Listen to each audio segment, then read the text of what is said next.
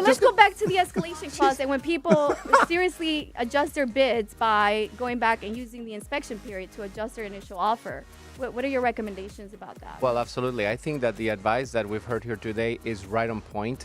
I think that unfortunately what people that are in the industry don't know is that the realtors are the ones that tender these offers. And so by the time that it gets to us, unless you have a very close-knit relationship with your attorney and you've talked about this, if you are, you've submitted the bid without the escalation clause, you can't just be like, oh, well, now we're going to go for it. So it's very important that you as a layperson, right, the realtor, work very closely with your attorneys before you submit. This is exactly the perfect example of the kinds of things that you should be talking to the attorney that you will be referring the case to, because it could make the huge difference for your client. But I also am the kind of person that's very type A. I mean, if you're going to give me this price, don't go back and nickel and dime me on the inspection repairs. I find that to be offensive and just a waste of time, really.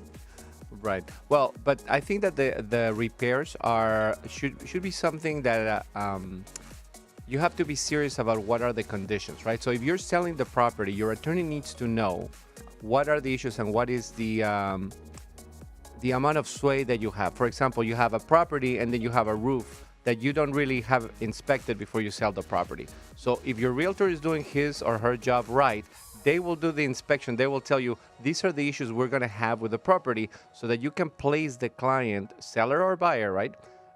Here we're talking about the seller, in a realistic position, so that then you don't get into a legal issue, because then that's what ends up happening, right? You dump it on the attorney. Well, you got to negotiate this and we're not going to give him any credit, but you got to put on a brand new roof. You know this because you've inspected your own roof. See, he's going back to he's sending it back to the listing agent. You're like, you should have done your job and tell your client that you need it. I appreciate that. No, I agree. I think that's honorable advice. I mean, that's what you need to do. But I will say one thing. I think it's very important, especially now that we have a new contract in play, because let's remember, now we have the new version of the contract, right? With the 7.0? Oh, it's so long. People like, need to understand it. I like the way that they redid it because it puts up front the most contentious parts. So take some time, talk to whatever attorneys you're working with your teams of realtors, and go through the contract with them and ask them about this. A lot of people don't even know about the escalation clauses, much less about what are the typical things you should be asking for.